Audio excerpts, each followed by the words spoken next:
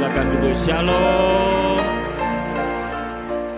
Sungguh luar biasa, kami bersyukur pada pagi ini meskipun tadi sempat diguyur ya, rintik-rintik hujan, tetapi saudara adalah orang-orang anak-anak Tuhan yang setia. Saudara yakin dan percaya kesetiaan saudara tidak akan sia-sia. Tuhan tidak mau berhutang kepada saudara. Tuhan pasti memberkati ketika engkau keluar dari tempat ini. Katakan amin.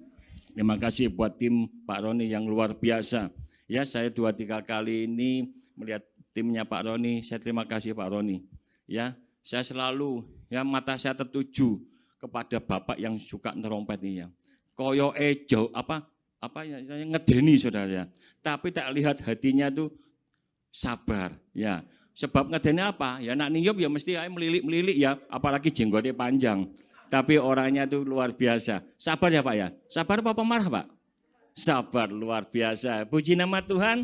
Saya berjanji kemarin saya akan meneruskan 3 ornamen yang belum saya bahas. Saya 2-3 bulan ini Tuhan ya mengajak saya untuk mengamati di sekitar rumah saya. Ya, yang sering saya alami adalah ikan ya dibeli oleh Kau Titi yang di akuarium. Saya selalu amati.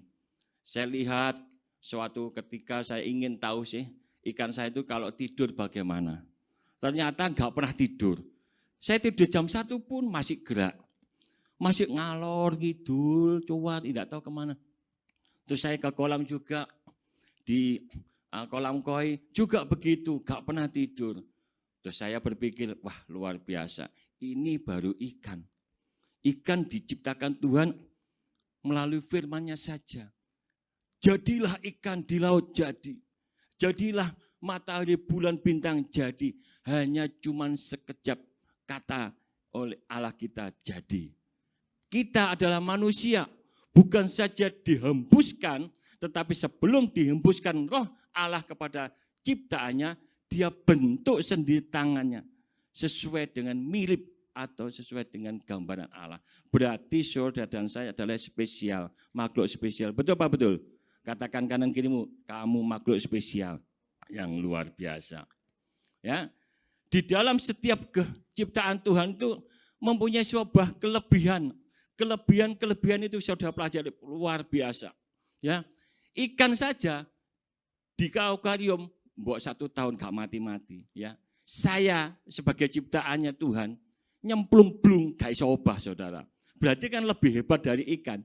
Tapi enggak saudara ya, kita tetap lebih hebat, lebih luar biasa. Kalau saudara dan saya mampu melakukan apa yang Tuhan kasih.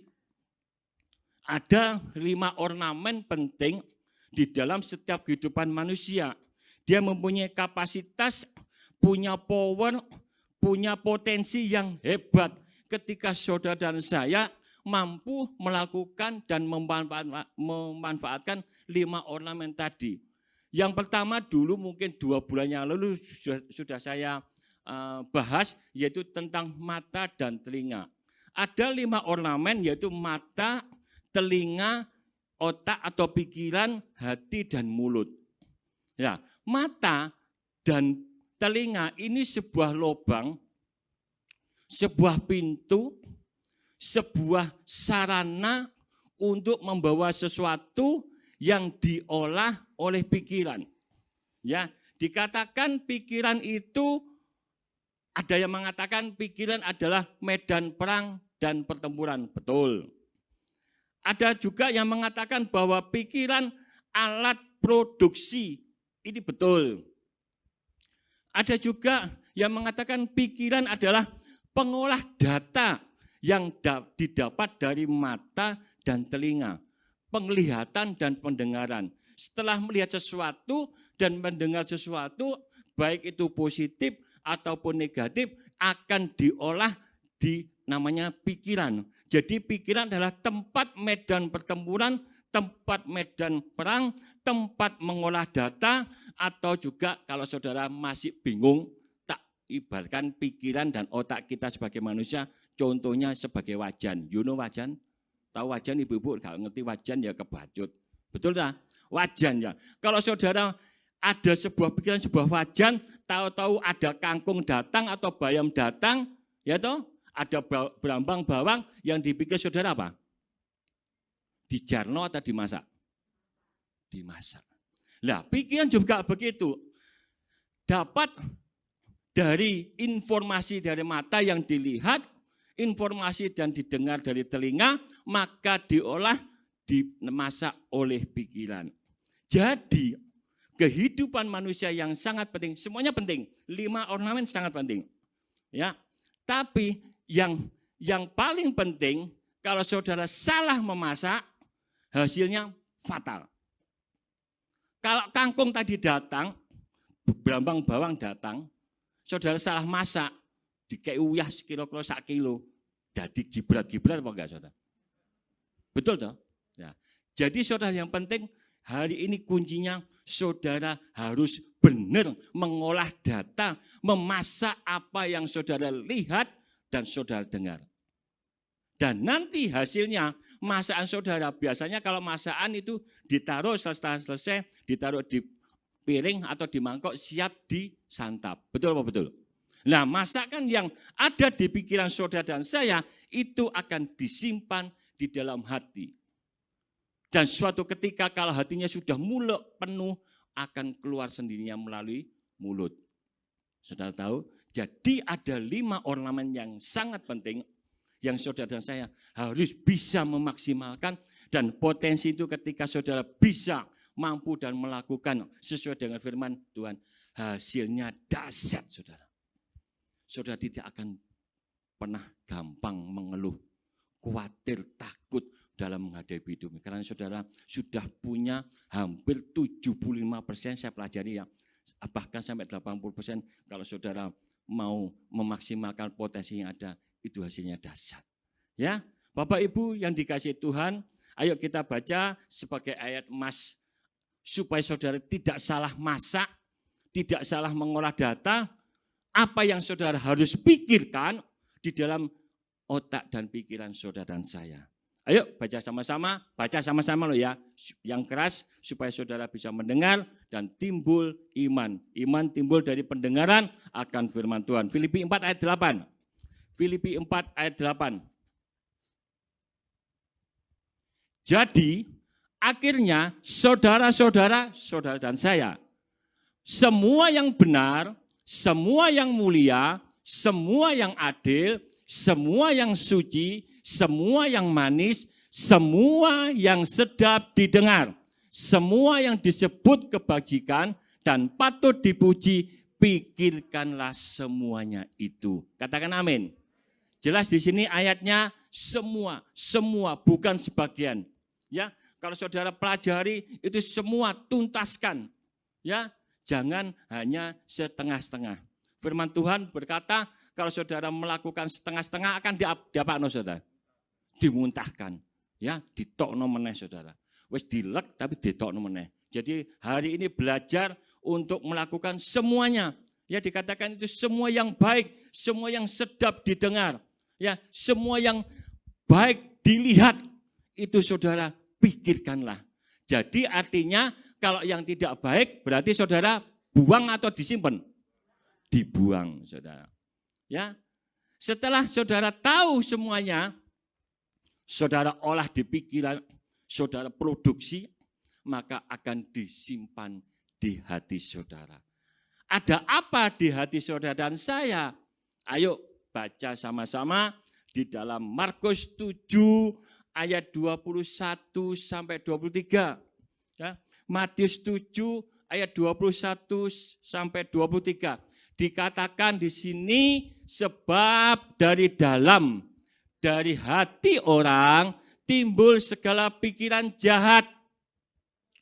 Nah, pikirannya jahat, hati-hati saudara. Terus percabulan, pencurian, pembunuhan, lanjut, perzinahan, keserakahan, kejahatan, kelicikan, hawa nafsu, iri hati, hujat, sombong, kebebalan. Terus 23. Semua hal-hal jahat ini timbul dari dalam dan menajiskan orang. Jadi yang menajiskan itu bukan makanan. Ya, saudara, betul apa betul? Yang menajiskan itu apa? Yang tadi loh, macam tadi loh. Ada sekitar berapa tadi? 14 macam atau berapa tadi? Saudara itu di rumah ya. Itu kalau keluar dari hati saudara, itu menajiskan. Nah, hati yang begitu banyak tadi, produksi dari mana? Dari pikiran saudara yang tidak mampu mengolah data-data yang masuk melalui mata dan pendengaran saudara. Dan akhirnya apa saudara? Kalau hati ini sudah tidak kuat, terus apa? Wes muntah, keluar ngomongan, mulutnya, waduh negatif, ini, itu dan sebagainya. Hari ini belajar jemaat LCC punya 5 ornamen, pakai, lihat, dan dengar yang positif-positif saja. Mau katakan amin saudara? Ya, keluarkan melalui mulut saudara dan saya yang positif saja. Yang masakan enak. Nanti saudara pasti dilem orang. Waduh, bapak yang ini apa baju putih. Waduh, omongannya positif. Waduh, jemaat Rebon memberkati dari omongannya tok loh. Wes seger. Mau nggak mau saudara? Daripada saudara nanti dia, wah, waktu toko gereja wek. Jangan saudara. Ya, hari ini saudara dan saya diajar firman Tuhan. Katakan yang positif saja. Meskipun saudara melihat dan mendengar yang negatif, olah di pikiran saudara, dibumboni jadi enak. Ojo malah dibumboni jadi wasin, jadi anyep, jadi kecut. Tidak saudara, jadi nikmat. Betul saudara? Mau saudara melakukan? Yang mau angkat tangan. Tepuk tangan buat Yesus kita yang dahsyat. Ya. Nah sekarang saudara, saya beri contoh. Dalam Alkitab, kalau saudara belajar Alkitab itu sebetulnya gampang sebetulnya. Kalau saudara mau mempelajari dan melakukan. Kalau yang sulit memang ada pelajaran yang sulit. Yang kemarin yang datang hari Sabtu, Pak Pastor Caleb itu mengatakan bahwa kitab Pengkhotbah dan Kidung Agung itu agak sulit. Ya, tapi kalau saudara bisa mempelajari, minta Roh Kudus untuk saudara dibuat mengerti. Itu dahsyat. Jadi Alkitab kita itu sebenarnya tidak ada yang sulit kalau saudara mau. Kalau menemukan kesulitan, ya belajar, minta pertolongan Roh Kudus untuk memberi pengertian. Dan hasilnya luar biasa. Ya, saudara, saya rindu sekali. Beberapa kali saya mengingatkan, jemaat LCC harus mau praktek firman Tuhan. Ngalami. Kalau saudara enggak ngalami, rugi loh saudara. Benar rugi. Saudara, bapak, ibu, opa, oma sudah usia 60. Saudara enggak pernah ngalami firman Tuhan. Enggak pernah ngalami sendiri dengan pribadi Tuhan. Rugi saudara. Ya, justru saudara alami getok tularno. You know getok tularno saudara. Ngerti getok tularno? Ya, nasihati anak cucu. Ini loh. Firman Tuhan berkata gini, hasilnya luar biasa. Itu membuat anak cucu itu lebih kuat lagi dalam menghadapi situasi dan kehidupan ini, saudara. Ya, ayo, ya, saya bawa saudara nanti baca di rumah aja. Saya akan ceritakan dengan ringkas ya. Kisahnya yaitu tentang Yosua. Saudara bisa baca di Bilangan 13, ya, Bilangan pasal 13 ayat 1 sampai 33. Dibaca di rumah aja, nanti mau habiskan waktu di sini. Tapi nanti saya akan baca di ayat yang ke-30. Ya, Musa ketika mendapatkan sebuah firman dari Allah untuk masuk ke dalam tanah Kanaan atau menduduki tanah Kanaan, Allah memerintahkan Musa untuk mengintai tanah Kanaan itu. Karena Israel ada 12 suku, maka Musa memanggil satu perwakilan dari antara suku-suku tadi. Jadi sukunya ada 12, berarti pengintainya ada berapa saudara? Ada 12. Musa memerintahkan untuk dolopi. You know dolopi? Kalau istilah keren sekarang menjadi intel, menjadi intelijen. Ya, melihat situasi keadaan tanah yang belum pernah diduduki. Ya, itu kata firman Tuhan, coba deloon sana. Hei 12 pengintai, datang ke sana lihatan apakah orangnya kuat-kuat, gede-gede atau kurus-kurus tinggal gampang mateni, atau mereka punya tentara yang dahsyat, yang luar biasa, kubu-kubu yang dahsyat, ya mereka ditugaskan di sana. Ya, setelah beberapa hari, ya kurang lebih 1 bulan, maka balik 12 orang tadi, saudara. Ditanyai, dikumpulkan oleh Musa dan Harun, hei bapak-bapak, pengintai 12 orang, apa hasilmu? Ya, itu luar biasa. Jadi intelijen pertama kali dibentuk itu zamannya siapa, saudara? Musa. Ya, makanya di Israel itu luar biasa. Ya, intelijennya luar biasa. Ya, dia waduh pandainya luar biasa. Ya, itu awalnya itu dari itu tadi Musa. Ya, membentuk 12 pengintai. Terus ditanyai, bagaimana hasilnya? Ya, pertanyaan saya, 12 orang tadi kira-kira melihat sama-sama, mendengar sama-sama enggak keadaan di tanah Kanaan tadi? Sama. Betul. Jadi 12 orang melihat kenyataan yang sama, mendengar berita yang sama tentang keadaan tanah Kanaan. Tapi hasilnya yang diberitakan kepada Musa dan Harun ada bedanya, saudara. Ya, di sini saudara akan pelajari 2 orang yang luar biasa, yaitu Yosua dan Kaleb. 10 orang berkata begini, oh Pak Musa, waduh biasanya gini saudara, ciri khas orang Israel, kalau menghadapi situasi dan kondisi yang kurang mengenakan, image-nya ya ingin selalu kembali ke Mesir. Nah itu loh saudara. Mestinya perjalanan Mesir ke Tanah Kanaan itu gak perlu ditempuh dalam waktu 1 bulan. Ada yang ngomong, enggak tahu kemarin, 13 hari kayak atau berapa. Oke lah, katakanlah setahun lah. Ya, paling lama setahun. Nah, kenapa orang Israel itu tidak sampai Tanah Kanaan? Sampai dia perjalanan 40 tahun di padang gurun, saudara. Itu luar biasa. Kenapa? Setelah saya pelajari, setiap kali bangsa Israel menghadapi situasi dan kondisi yang sangat tidak mengenakkan, selalu ngomong apa? Wah, enak zaman dhisik. Ya, wis bali ae ndek Mesir. Ini loh mental Mesir, saudara, yang membuat bangsa Israel tidak tutuk-tutuk sampai finish Tanah Kanaan. Hari ini buang mental Mesir di dalam kehidupan saudara dan saya. Katakan amin. Ya, 10 orang tadi berkata begini kepada Musa dan Harun, Pak, waduh Pak, wes gak samrono Pak, tentara gede-gede, ya bangsa Amalek, ya keturunan Enak itu, waduh wonge raksasa Pak, waduh kira-kira kita jadi ono pindang di sana Pak, wes ono pindang, ono gubris, ono kangkung, wes disambel kira-kira gitu Pak, ya wes sampai ke sana pun, wes mau nyabrang sungai Yordan pun nggak mungkin tutup Pak. Sebab di sana orangnya gede-gede. Kita sebagai ulat kecil-kecil disebul tok wis mabul, apa meneh nek dideki wis meletet pasti saudara. Ini 10 orang.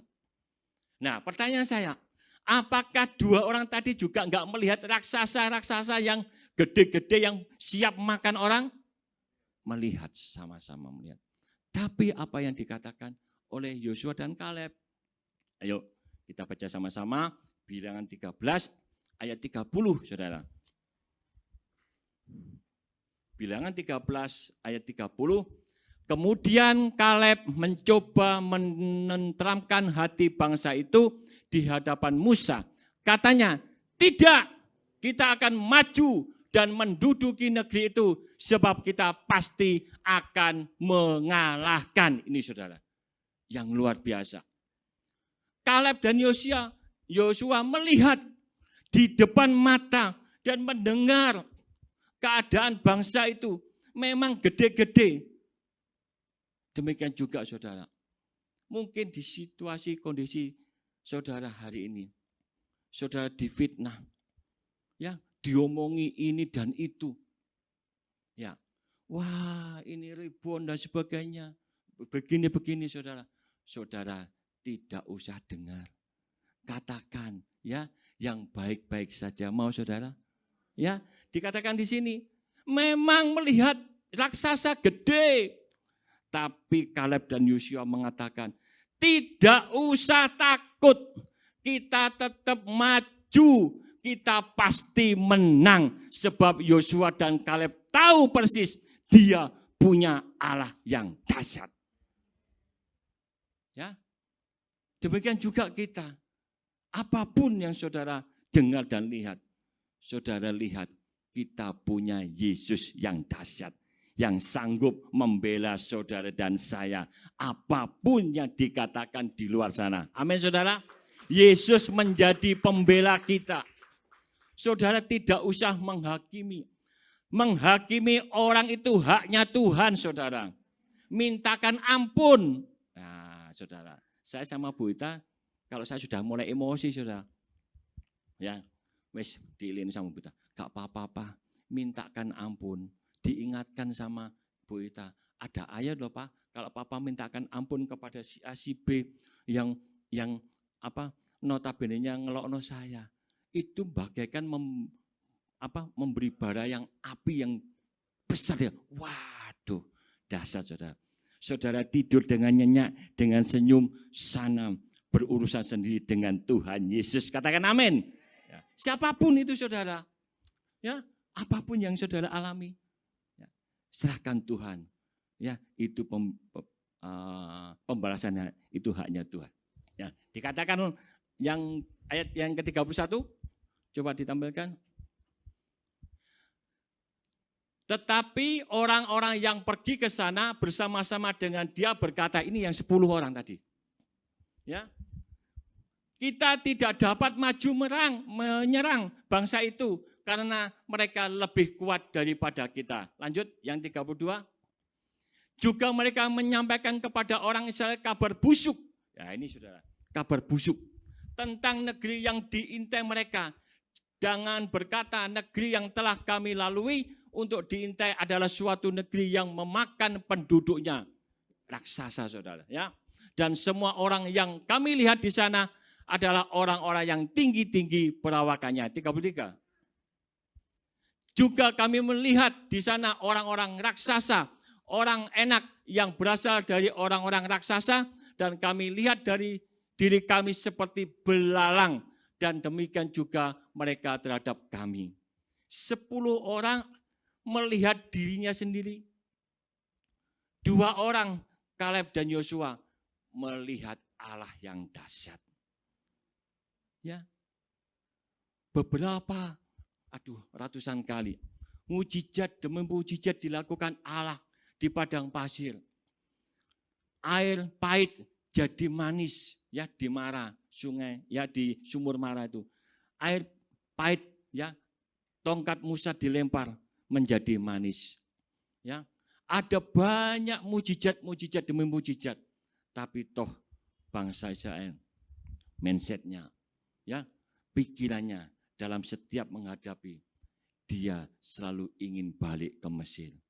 Hari ini saudara, ya kita belajar dari mata kita, telinga kita. Ayo mulai sekarang dengar dan lihat yang positif-positif saja. Terus diolah di pikiran kita menjadi suatu hasil yang positif juga. Disimpan di dalam hati saudara. Jangan menyimpan 14 atau 15 di Markus tadi. Ya, kalau toh hari ini masih ada, saudara minta ampun. Belum terlambat saudara. Pulang keluar dari pintu ini, saudara harus berubah. Belum terlambat saudara. Ya, belum terlambat. Ayo mulai sekarang berkata positif, dengar yang positif, ya. Berpikiran yang positif saudara. Mau saudara? Ya, tidak saya panjangkan firman Tuhan pada hari ini. Mari saudara saya ajak, saya undang juga pemain musik.